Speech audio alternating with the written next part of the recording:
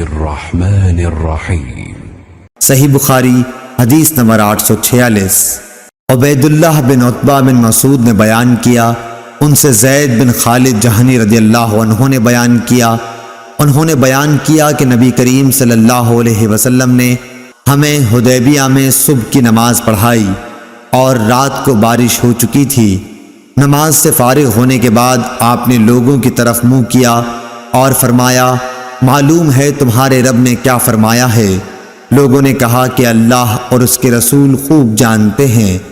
آپ صلی اللہ علیہ وسلم نے فرمایا کہ تمہارے رب کا ارشاد ہے کہ صبح ہوئی تو میرے کچھ بندے مجھ پر ایمان لائے اور کچھ میرے منکر ہوئے۔ جس نے کہا کہ اللہ کے فضل اور اس کی رحمت سے ہمارے لیے بارش ہوئی تو وہ میرا مومن ہے اور ستاروں کا منکر، اور جس نے کہا کہ فلاں تارے کے فلانی جگہ پر آنے سے بارش ہوئی وہ میرا منکر ہے اور ستاروں کا مومن۔ صحیح بخاری حدیث نمبر 847۔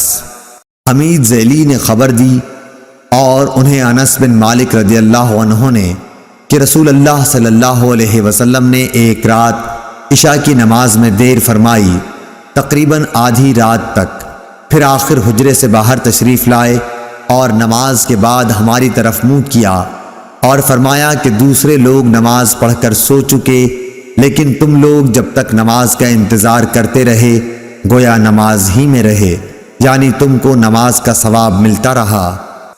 صحیح بخاری حدیث نمبر 848۔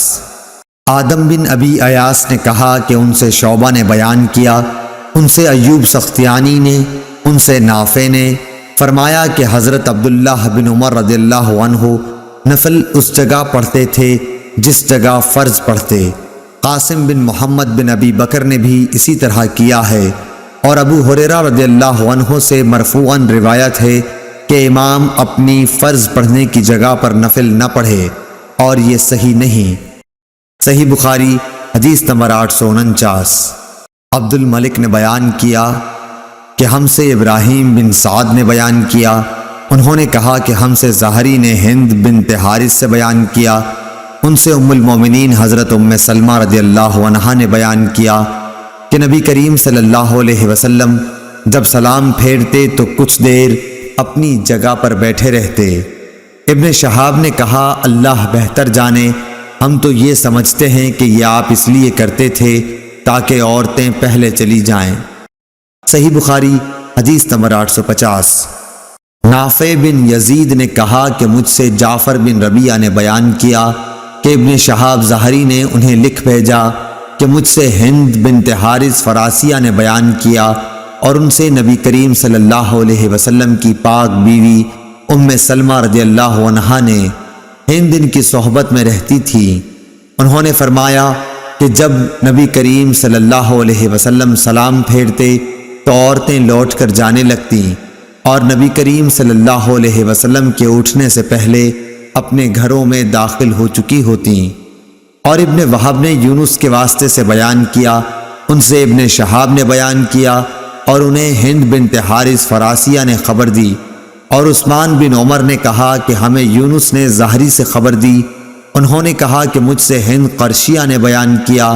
محمد بن ولید زبیدی نے کہا کہ مجھ کو زہری نے خبر دی کہ ہند بنت حارث قرشیہ نے انہیں خبر دی، اور وہ بنو زہرہ کے حلیف معبد بن مقداد کی بیوی تھی، اور نبی کریم صلی اللہ علیہ وسلم کی ازواج مطہرات کی خدمت میں حاضر ہوا کرتی تھی۔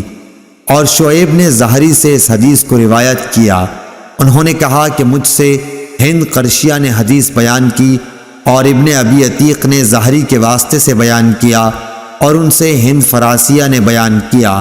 لیث نے کہا کہ مجھ سے یحییٰ بن سعید نے بیان کیا، ان سے ابن شہاب نے بیان کیا، اور ان سے قریش کی ایک عورت نے نبی کریم صلی اللہ علیہ وسلم سے روایت کر کے بیان کیا۔